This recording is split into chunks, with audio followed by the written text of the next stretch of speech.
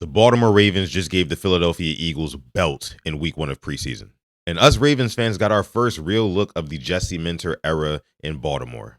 And even though Lamar Jackson, Derrick Henry, Zay Flowers, Kyle Hamilton, Roquan Smith, and almost every other starter did not play, it didn't matter because we learned a hell of a lot about the young guys on this roster. The Ravens didn't just beat the Eagles. They controlled them. They outcoached them.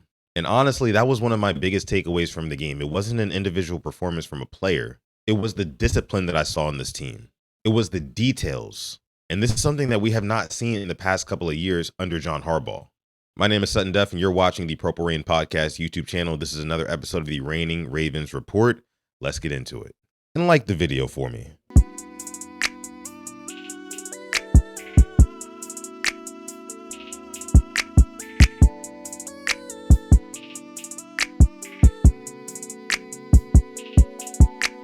Welcome back to the channel, and like I said, today we have a lot to get into. The Ravens just played their first game in the Jesse Minter era. They gave the Philadelphia Eagles absolute belt at the bank. And me personally, I could not be more ecstatic and more satisfied with the performance that the Ravens put on yesterday. Because like I said at the top of this video, the Ravens did not just beat the Eagles, they absolutely controlled them. The Ravens outgained the Eagles 440 yards to 159. The Ravens had 31 first downs. The Eagles had 6. And the Ravens possessed the football for over 41 minutes in this game. Also, the Eagles went 0 for 9 on third down. And get this, even with young guys all over the field, the Ravens only committed 3 penalties. And honestly, that matters a ton because you got to remember, this is an entirely new operation under Jesse Minter. So for the team to go in this game and basically just perform without a hitch in Jesse Minter's first game, that means something to me, man. Because normally the first preseason game looks like organized chaos. There's penalties everywhere. There's young guys getting welcomed to the league in a bad way. The pre-snap operation isn't nailed down. And Jesse Minter even said after the game he was very satisfied with the pre-snap operation and overall just how the team performed in their first game. But the biggest story from this game was clearly the young talent. There were several players that have been generating buzz in training camp, and then they translated that buzz into an actual game. So we're going to talk about whose stock rose in this game, then also whose stock fell. Starting with the players whose stock rose in the first preseason game, I got to go with Jacoby Lane as my number one.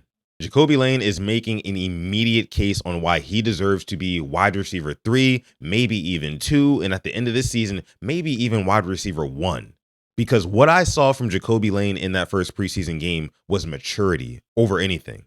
We talked a whole lot this offseason about how, oh, he looks like a kid. It's going to take him some time to develop. It doesn't look like he's ready for the league just yet. We'll see, right? But I would be lying to you if I said he did not look like a polished, seasoned, veteran wide receiver out there. He had 3 targets, 3 catches for 38 yards and a touchdown. His first catch required him to reach back and adjust to the football. He made that catch. Then he had the touchdown where he goes over the middle in traffic, catches a pass, and then drags 2 defenders into the end zone. And look, I know size is not technically a skill, but that size that Jacoby Lane has is the exact trait that Baltimore drafted him for. The size matters. The catch radius matters. He's already proving that he's a third down threat. He's already proven to be a red zone threat. He makes the contested catches. He can work over the middle of the field. And most importantly, Jacoby Lane just gives this Ravens offense something different than what Zay Flowers offers, something different than what Rashad Bateman offers. We've seen a lot of it in camp already. The 360 catch, the inside back shoulder catch, making plays in camp against the Ravens' best defensive backs. And like we talked about, eventually practice production does have to translate to the real game. And Saturday night, it did. Jacoby Lane's stock was already high, but somehow it's gotten even higher. Another Ravens player whose stock rose after the win over the Eagles was rookie tight end Matthew Hibner. And I'll tell you, this might be the most important performance of the game. Matthew Hibner finished with 5 catches on 5 targets for 61 yards. And remember the context. The tight end room has been one of my major concerns this training camp because the Ravens lost Isaiah Likely and Charlie Kolar this offseason. And you still have Mark Andrews. But behind him was just a bunch of question marks that you just did not know if they were going to be able to perform on an NFL level. Not to mention Mark Andrews isn't looking like a spring chicken himself. And Matthew Hibner, honestly, he has not been doing the greatest in training camp. But then them lights came on.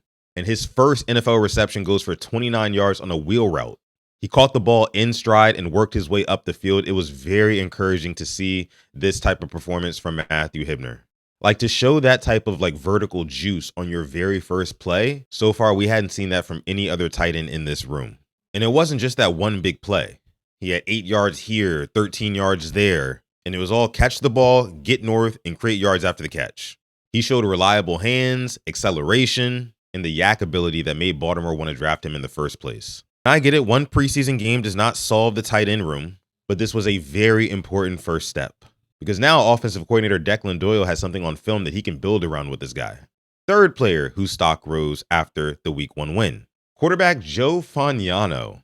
This one surprises me, but Joe Fagnano actually looked like an NFL quarterback. He completed 22 out of his 28 pass attempts, threw for 224 yards, 1 touchdown, and 1 interception. And forget about the stats for a second. The guy actually looked comfortable running that offense. He distributed the football, he moved the chains, he stayed composed.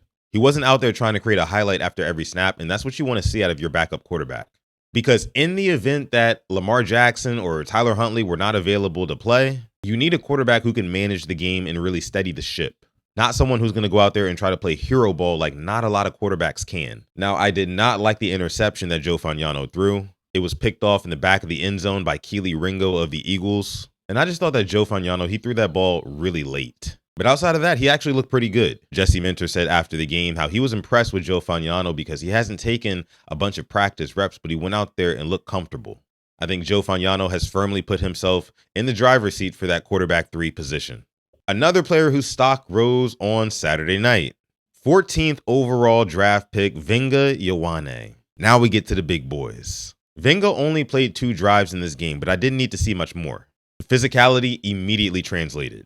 He had about 15 snaps, and by my account, he only had 1 loss. He played with aggression, some great pad level, and hand placement. And there was one play where he put one of the Eagles defenders on their butt. You can already tell Vinga Ioane is not letting anybody touch Lamar Jackson this season. Another player whose stock rose, defensive back Keon Martin. If you make plays, coaches eventually have to find a spot for you. And Keon Martin keeps making plays. He led the Ravens with 4 tackles, and he had the only sack of the evening. And he had 2 tackles for loss. There was a play where Keon Martin shot through the middle of the line and sacked quarterback Tanner McKee for a 9-yard loss. Jesse Minter said after the game, it's basically getting impossible to ignore this guy. And I now firmly have Keon Martin in my top 3 most underrated Ravens on this roster. Another player whose stock rose for me, rookie running back Adam Randall.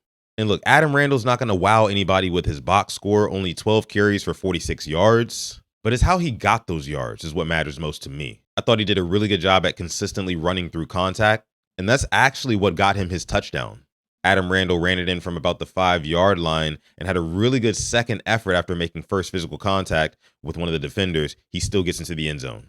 I think the Ravens will continue to utilize him going forward in this preseason, and this guy's only going to get better. The one criticism that I would have for Adam Randall is I feel like his vision and his patience just isn't all the way there yet.